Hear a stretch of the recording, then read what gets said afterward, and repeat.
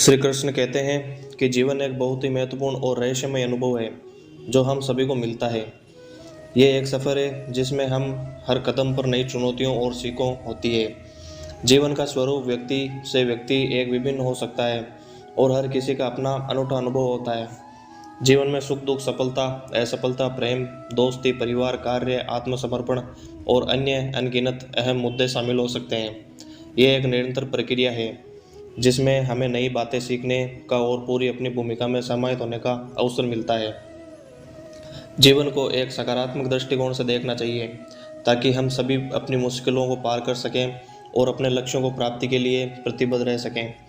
हमें अपने अच्छे और बुरे दिनों को स्वीकार करना और उनसे सीखना चाहिए ताकि हम अगले कदमों के लिए मजबूत हो सकें। जीवन एक अनंत यात्रा है और हमें उसे सावधानीपूर्वक और संजीवनी भावना के साथ जीना चाहिए। अनुभव एक शब्द है जो व्यक्ति के जीवन में हुए विभिन्न घटनाओं, दृश्यों और अनुभूतियों को सूचित करता है। यह व्यक्ति के साथ होने वाले प्रत्येक अनुभव का समृद्धि से जुड़ा हुआ है और इन अनुभवों से ही हम अपनी जीवनी में सीखते हैं और विकसित होते हैं। अनुभव व्यक्ति को जीवन के विभिन्न पहलुओं को समझने और अधिक उनमें समर्थ बनाने का एक तरीका प्रदान करता है। यह व्यक्ति को दृष्टि, सोचने की क्षमता और व्यक्तिगत विकास में मदद करता है। अनुभवों के माध्यम से हमें नए दृष्टिकोण प्राप्त करते हैं और हमें अधिकतर समझदार बनाते हैं। अगर हम अपने अनुभवों से सीखते हैं और उन पर आधारित क्रियाएं करते हैं तो हम अपने लक्ष्यों की प्राप्ति में सहायक हो सकते हैं। अनुभव हमें अच्छे और बुरे दिनों की मौजूदगी का आनंद लेने, सही और गलत का विवेचन करने और एक समृद्धि से भरपूर जीवन जीने की क्षमता प्रदान करता है। परिवार एक अत्यंत महत्वपूर्ण सामाजिक और आध्यात्मिक संबंध है जो व्यक्ति के जीवन में गहरा प्रभाव डालता है। परिवार वह समृद्धि का स्रोत है जो हमें साथीता, संपन्न और समर्थन प्रदान करता है। परिवार एक समृद्ध नेटवर्क है जो व्यक्ति को सहारा और सुरक्षा प्रदान करता है। यह व्यक्ति को विभिन्न चरणों में उनका साथ देने वाले लोगों को समृद्धि देता है, जैसे कि माता पिता, भाइयों बहनों, पति पत्नी और बच्चों का समृद्ध। परिवार व्यक्ति के विकास में महत्वपूर्ण भूमिका निभाता है। शिक्षा, संस्कृति और मौद्रिक आदि में सीख का माध्यम बनता है। यह एक स्थिर और सुरक्षित माहौल प्रदान करके व्यक्ति को अपने आत्मविश्वास में सहायक होता है। परिवार में साझा की जाने वाली भावनाएं, आदर्श और मूल्य सिखाती है जिससे व्यक्ति समाज में ठाना हुआ और सजीवन होता है।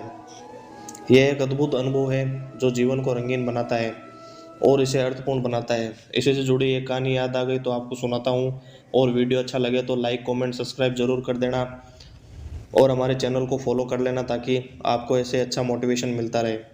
तो सुनो, एक बार की बात है। यह कहानी एक गांव की है जहां लोग एक दूसरे के सारे जीने का तरीका सीखते थे। एक गांव था जहां लोगों के बीच अनूठा बंधन था। यहाँ के लोग एक दूसरे के साथ मेहनत करते, सहायता करते और एक दूसरे के साथ खुशियाँ और दुखों को बांटते थे। इस गांव की कहानी बहुत ही अनोखी थी। एक बार गांव में एक नया आदमी आया। उसका नाम राम था। राम बहुत ही निराशाजनक हालत में आया था। वह एक छोटे से गांव से दूर रहता था।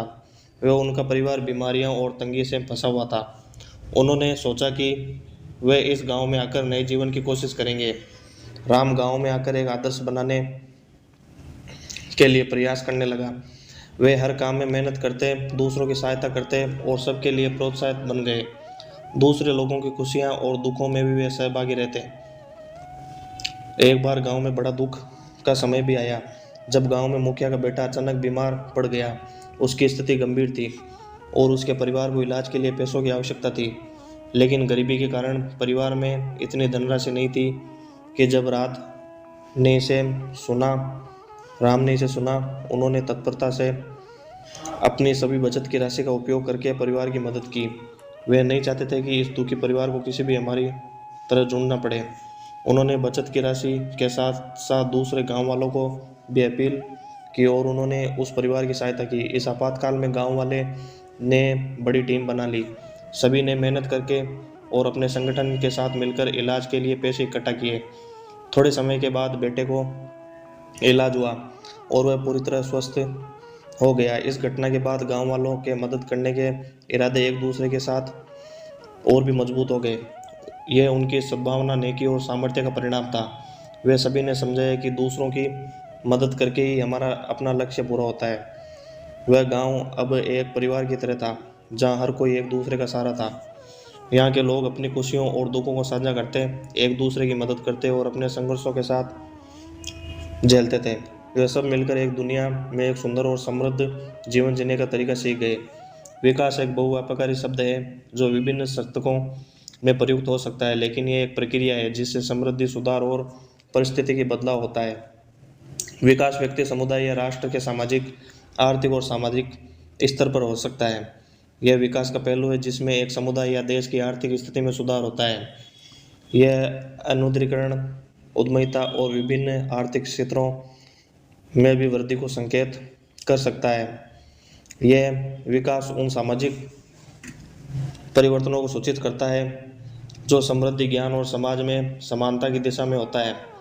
इसमें शिक्षा, स्वास्थ्य सेवाएं और सामाजिक समानता शामिल हो सकती है। यह विकास एक व्यक्ति के आत्मसमर्पण, कौशल और सच्चाई की दिशा में हो सकता है। यह शिक्षा, प्रशिक्षण और आत्मसमर्पण के माध्यम से हो सकता है। इसमें तकनीकी और वैज्ञानिक अध्ययन और उनका समृद्धीकरण उपयोग शामिल हो सकता है। यह आधुनिक तकनीकी समृद्धि या उनका समाज में उपयोग को दर्शाता है। विकास सामाजिक, आर्थिक और व्यक्तिगत स्तर पर समृद्धि की दिशा में एक सुविचारित प्रक्रिया होती है जो समृद्धि और सुधार की दिशा में होती है। ज्ञान एक बहुव्यापकारी शब्द है जो समझ, जानकारी और अनुभव में संबंधित है। यह विभिन्न प्रकार के ज्ञान को सूचित कर सकता है, जैसे कि शिक्षा, विज्ञान, साहित्य या आत्मज्ञान। ज्ञान को समझने और सीखने की प्रक्रियात्मक प्रक्रिया है जो व्यक्ति को बुद्धिमत्ता, समर्थन और उच्च सोचने की क्षमता प्रदान कर सकती है। शिक्षा एक मुख्य स्रोत है जिससे व्यक्ति को विभिन्न विषयों में ज्ञान प्राप्त होता है। यह ज्ञान को विकसित करने और विचार करने और बदलने का एक माध्यम है। यह ज्ञान वैज्ञानिक अध्ययनों के माध्यम से आता है जो नए ज्ञान और तकनीकी खोज में लगे होते हैं। यह ज्ञान नई जानकारियाँ और विकास के लिए महत्वपूर्ण होता है। साहित्य, कला और सांस्कृतिक अध्ययन से आने वाला ज्ञान व्यक्ति की सांस्कृतिक समझ और रुचि को बढ़ाता है। यह व्यक्ति को जीवन में मौलिक प्रश्नों पर विचार करने के लिए प्रेरित करता है। यह ज्ञान के आत्मा और अंतरात्मा में साथ संबंधित होता है। यह मानवता, धार्मिकता और आत्मसमर्पण की दिशा में सामग्री प्रदान करता है। ज्ञान एक अद्वितीय संसाधन है जो व्यक्ति को समझ, उच्चता और सृष्टि के साथ संबंधित बनाता है। इसका अध्ययन और प्राप्ति व्यक्ति को समृद्धि और सफलता की दिशा में मदद कर सकता है। आत्मज्ञान एक व्यक्ति के आत्मा और अंतरात्मा के साथ संबंधित है। यह व्यक्ति को अपने स्वभाव, मूल्य और असली स्वरूप की समझ में मदद करता है। आत्मज्ञान का अध्ययन व्यक्ति को आत्मा के साथ संबंधित महत्वपूर्ण प्रश्नों पर विचार करने और उत्तर खोजने के लिए प्रेरित करता है। आत्मज्ञान के उदाहरण और प्रयासों में शामिल हो सकते हैं। योग, ध्यान आत्मज्ञान की प्राप्ति के लिए एक प्रमुख माध्यम है। यह तकनीकी शारीरिक और मानसिक स्वास्थ्य को सुधारने के साथ आत्मा के आध्यात्मिक पहलुओं को बढ़ावा देती है। साधु संत और धार्मिक गुरुओं के साथ सत्संग में भाग लेना आत्मज्ञान का मार्ग बन सकता है। उनके स्वभाव, उपदेश और आचार्यता से व्यक्ति अपने आत्मा को समझता है।